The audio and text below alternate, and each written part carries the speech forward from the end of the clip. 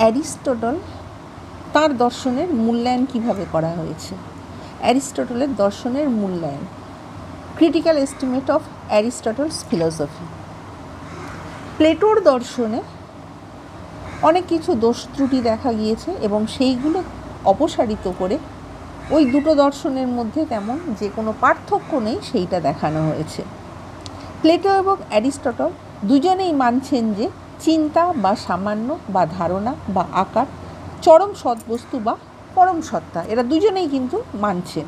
কিন্তু এদের দুজনের মধ্যে একটা জায়গায় পার্থক্য হলো, প্লেটো সৎবস্তু ধারণা বা সামান্যের জন্য এক অতিরিক্ত জগতের উল্লেখ করেছেন। প্লেটোর মতে জগৎ একটা নয়, দুটো, সামান্য বা ধারণার জগৎ এবং সামান্যের অনুকরণে আরেকটা হলো সেটা বিশেষ জগৎ।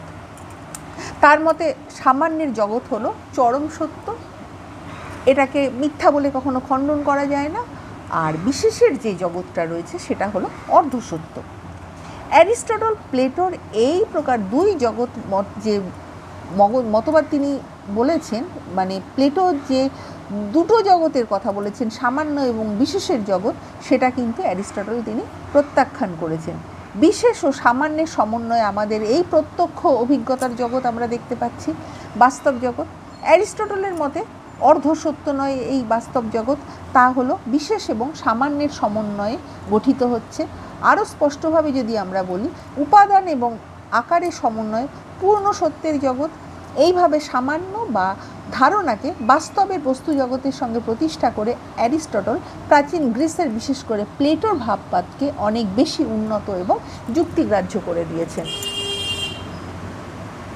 অ্যারিস্টটলের এক অবিস্মরণীয় কৃতিত্ব হলো বিবর্তনবাদের দার্শনিক ব্যাখ্যা।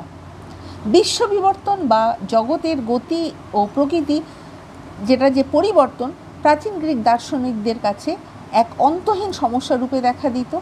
হেরাক্লিটাস এবং তার যে উত্তরসূরি ছিল, সেই সব দার্শনিকগণ বিশ্বের বিবর্তনকে এক জটিল সমস্যা রূপে উপলব্ধি করলেও সেই সমস্যার কোনো তারা সমাধান দিতে পারেননি বা তাদের পক্ষে সম্ভব হয়নি। বিশ্ব বিবর্তন তাদের উপলব্ধিতে এক নেহাত যান্ত্রিক পরিবর্তন, লক্ষ্য বা উদ্দেশ্যহীন পরিবর্তন, এবং এটা স্বাভাবিকভাবে ঘটছে। তারা এইভাবে বলতেন, লক্ষ্যহীন যান্ত্রিক পরিবর্তন অভিব্যক্তির ব্যাখ্যা হয় না, অভিব্যক্তি প্রক্রিয়ার কেবল পুরাতনের পুনরাবৃত্তি হয় না, নতুন নতুন বিষয় এখানে অভিব্যক্ত হয়। নতুনের আবির্ভাব এটাই নির্দেশ করে যে অভিব্যক্তি প্রক্রিয়া অর্থহীন নয়, তার একটা উদ্দেশ্য রয়েছে, লক্ষ্য রয়েছে। সেই লক্ষ্য হলো উচ্চতর আকারকে লাভ করা। অভিব্যক্তি প্রক্রিয়ার পূর্ববর্তী অনুন্নত অবস্থা, তার অন্তর্নিহিত উন্নত যে অবস্থা রয়েছে, সেইটাকে প্রকটিত বা ব্যক্ত করার উদ্দেশ্যে সেই পরিবর্তনটা হচ্ছে। অর্থাৎ যে পুরনো যে অবস্থাগুলো রয়েছে সেইগুলো ফেলে বিবর্তন প্রক্রিয়া নতুন করে উদ্ভব হচ্ছে। অভিব্যক্তি প্রক্রিয়া তাই উদ্দেশ্যহীন নয়, তা হলো উদ্দেশ্য সাধক। উদ্দেশ্য সাধকতার উল্লেখ না করলে অভিব্যক্তি প্রক্রিয়ার নতুনের আবির্ভাবকে কোনোভাবেই ব্যাখ্যা করা যাচ্ছে না। প্রাচীন এই যে গ্রিসের যে ধারণা ছিল জগৎ সম্পর্কে, সেই পরিপ্রেক্ষিতে অ্যারিস্টটলের দর্শনকে এক অতি উচ্চমানের দর্শন রূপে গণ্য করা গেলেও কিন্তু সেখানে আবার ত্রুটি দেখা দিচ্ছে। তত্ত্বালোচনা মাত্রই কিন্তু অসম্পূর্ণ, কেননা তত্ত্বালোচনার কোনো নিবৃত্তি নেই। তত্ত্বদর্শন হলো তত্ত্বের বা সত্যের জন্য এক নিরন্তর অন্বেষণ। অ্যারিস্টটলের তত্ত্বদর্শনের কয়েকটা গুরুত্বপূর্ণ দোষের আমি এখানে পরপর উল্লেখ করব। প্রথমটা হলো, নাম্বার 1, প্লেটোর মতে অ্যারিস্টটলের দর্শনেও দ্বৈতবাদ সমর্থিত এবং দ্বৈতবাদ জগতের ব্যাখ্যা করা হয় না। প্লেটো তার দর্শনে দুটো ভিন্ন জগতের উল্লেখ করেছেন, অতীন্দ্রিয় ধারণার জগৎ এবং ইন্দ্রিয়গ্রাহ্য বস্তু জগৎ। অর্থাৎ বিমূর্ত ধারণার জগৎ থেকে মূর্ত বস্তু জগতের উৎপত্তি কীভাবে সম্ভব, এখানে প্রশ্ন দেখা দিচ্ছে। প্লেটো তাঁর দ্বৈতবাদে এই জাতীয় প্রশ্নের কোনো সমাধান দিতে পারেননি। এই সমস্যা সমাধানের জন্য অ্যারিস্টটল প্লেটোর দুই জগৎ তত্ত্ব অস্বীকার করেছেন। অ্যারিস্টটলের মতে ধারণা বা সামান্যের জগৎ এবং বস্তু বা বিশেষের জগৎ দুটো স্বতন্ত্র জগৎ নয়, জগৎ দুটো নয়, একটা সামান্য ও বিশেষের। আরও স্পষ্টভাবে যদি বলতে হয় তাহলে আকার এবং উপাদানের মিলিত জগৎ। সামান্য ও বিশেষ, আকার ও উপাদানের সম্পর্ক হচ্ছে অচ্ছেদ্য। এইভাবে দুটো স্বতন্ত্র জগতের অস্তিত্বকে অস্বীকার করে অ্যারিস্টটল দ্বৈতবাদের দোষ থেকে মুক্ত হবার চেষ্টা করেছেন। কিন্তু প্রকৃতপক্ষে দেখা যাচ্ছে অ্যারিস্টটলও দ্বৈতবাদের দোষ থেকে মুক্ত হতে পারেনি। আমাদের এই জগতের বস্তুমাত্রই আকার এবং উপাদানের সমন্বয় হলেও, বস্তু জগতে আকার এবং উপাদানের সম্পর্ক অচ্ছেদ্য হলেও অ্যারিস্টটল দুটো ব্যতিক্রমী সত্তার উল্লেখ করেছেন। বিশুদ্ধ আকারের কথা বলেছেন এবং বিশুদ্ধ উপাদানের কথা বলেছেন। বিশুদ্ধ আকার তার মানে সেখানে উপাদান থাকছে না, আর বিশুদ্ধ উপাদান মানে সেখানে আকার থাকছে না, অর্থাৎ আকারবিহীন উপাদান হয়ে যাচ্ছে। এই রকম ক্ষেত্রে এমন দুটো চরম সত্তাকে স্বীকার করতে হয় যাদের কোনো একটাতে অন্যটা আশ্রিত নয় বা অন্যটাতে আশ্রয় নয়, মানে একটা ছাড়া অপরটা থাকছে, যাদের প্রত্যেকটা স্বনির্ভর সত্তা বা দ্রব্য অনাদিকাল থেকে যাদের স্বতন্ত্র অস্তিত্ব রয়েছে। এ এক আপসহীন দ্বৈতবাদ করেছেন, কেননা বিশুদ্ধ আকার থেকে যেমন উপাদান নির্গত হতে পারে না, তেমনি বিশুদ্ধ উপাদান থেকে আবার আকারও নির্গত হতে পারে না। তেমনি আবার বিশুদ্ধ আকার ও বিশুদ্ধ উপাদানের মধ্যে যে এদের দুটোর মধ্যে যে দ্বিপ্রান্তিক বিরোধিতা থাকার জন্য তারা কখনো সম্বন্ধ বন্ধনে আবদ্ধ হয়ে জাগতিক বস্তুসমূহের উৎপত্তির কারণ হতে পারে না। যেহেতু এরা কট্টরভাবে এক একজন এক একভাবে রয়েছে, তাহলে একটা ছাড়া আরেকটা থাকতে পারে না।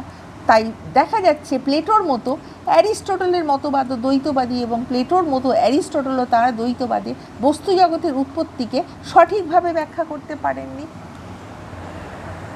নাম্বার 2, যেটা দ্বিতীয় যেটা দেখা যাচ্ছে যে প্লেটো যেমন পরম সত্তাকে চিন্তন ক্রিয়া বা যুক্তিক্রিয়া বলেছেন, অ্যারিস্টটলও তেমনি আকারকে চিন্তা ক্রিয়া বা যুক্তিক্রিয়া বলেছেন। আকার যদি যুক্তিক্রিয়া বা চিন্তা ক্রিয়া হয় তাহলে আকারের অস্তিত্ব হবে চিন্তার মতো স্বয়ং সৎ অনিবার্য, কিন্তু অ্যারিস্টটলের আকারকে অনিবার্য রূপে প্রতিষ্ঠা করতে পারেননি, মাত্র ঘটনার রূপে তিনি প্রতিষ্ঠা করেছেন। উপাদানকে যে বিশেষ এক আকার লাভ করতেই হবে, আকারের এই অনিবার্যতাকে অ্যারিস্টটল প্রতিষ্ঠা করতে পারেননি। যেমন অ্যারিস্টটলের মতানুসারে উদ্ভিদের আকার হলো পুষ্টি সাধন আর প্রাণীর আকার হলো সংবেদন, এবং বিবর্তনের পথ ধরে একটা অন্যটাতে পরিবর্তিত হচ্ছে, কিন্তু এ কেবল তথ্যের বর্ণনা, হেতুর উল্লেখ নয়। কেন পুষ্টি সাধন সংবেদনে পরিবর্তিত হয়, কেন বিপরীতক্রমে দেখা যাচ্ছে যে সংবেদন পুষ্টি সাধনে পরিবর্তিত হচ্ছে না, এমন কোনো হেতুর উল্লেখ না করলে বিষয়টার সঠিক ব্যাখ্যা হচ্ছে না। পরিবর্তন যে এক যৌক্তিক আবশ্যিকতা, পুষ্টি সাধনকে অনিবার্যভাবে সংবেদনে পরিবর্তিত হতে হয় এমন বলা না গেলে পরিবর্তনের অর্থাৎ বিশ্ব বিবর্তনের সঠিক ব্যাখ্যা হচ্ছে না। তাই উপসংহারে আমরা বলতে পারি যে অ্যারিস্টটলের উদ্দেশ্যমুখী বিবর্তনবাদ অনুসারে বিশ্ব বিবর্তন লক্ষ্যভিমুখী হলেও সেই লক্ষ্য হলো চিন্তা বা বুদ্ধির পরিপূর্ণ বিকাশ। বিচারশীল মানুষের মধ্যে এই লক্ষ্য আধিকারিক চরিতার্থ করার জন্য মানুষই এই যাবৎ বিশ্ব বিবর্তনের শ্রেষ্ঠ বিবর্ত। অ্যারিস্টটলের এই প্রকার অভিমত স্বীকার করলে কোনো দোষ নেই, কিন্তু প্রশ্ন হলো অ্যারিস্টটলকে অনুসরণ করে প্রতিটি পরবর্তী বিবর্তকে পূর্ববর্তী বিবর্ত অপেক্ষা উন্নত মানের বলা হবে, সেটা কোন যুক্তিতে? সংবেদনের মধ্য দিয়ে পরিবর্তিত হয়ে পুষ্টি সাধন মানুষের বিচার বুদ্ধিতে পরিণত হচ্ছে, বিপরীত ক্রমে পুষ্টি সাধনের মধ্য দিয়ে পরিবর্তিত হয়ে সংবেদন মানুষের বিচার বুদ্ধিতে পরিণত হচ্ছে না কেন, এখানে প্রশ্ন দেখা দিচ্ছে। এই দুটো ভিন্ন প্রক্রিয়ার কোনোটা যৌক্তিকভাবে অনিবার্য নয়, তাহলে পরবর্তী আকারকে উন্নত এবং পূর্ববর্তী আকারকে অনুন্নত বলার যুক্তি কী? পুষ্টি সাধনরূপ আকারটার সংবেদনরূপ আকারে পরবর্তী হওয়ার পথে যৌক্তিক কোনো বাধা নেই, তখন তাদের একটাতে উন্নত এবং অন্যটাকে অনুন্নত বলার কোনো যুক্তি থাকছে না। উন্নত এবং অনুন্নতের ভেদ প্রক্রিয়া করতে হলে এমন কথা বলতে হবে যে পরবর্তী আকারটা পূর্ববর্তী আকার থেকে যৌক্তিক অনিবার্যতা অনুসারে নিঃসৃত হচ্ছে, যেমন পরবর্তী আকার সংবেদন পূর্ববর্তী আকার পুষ্টি সাধন থেকে যৌক্তিক অনিবার্য নিয়মে নিঃসৃত হয়। বিপরীত ক্রমে যেখানে সম্ভব নয়, অ্যারিস্টটল তা বিবর্তনবাদকে যৌক্তিক অনিবার্যতার উল্লেখ করে ব্যাখ্যা করতে পারেননি। আমার ভিডিও তোমাদের ভালো লাগলে লাইক, কমেন্ট, শেয়ার এবং সাবস্ক্রাইব করতে ভুলো না। নেক্সট টাইম আমি আরও একটা নতুন ভিডিও নিয়ে তোমাদের সামনে উপস্থিত হব।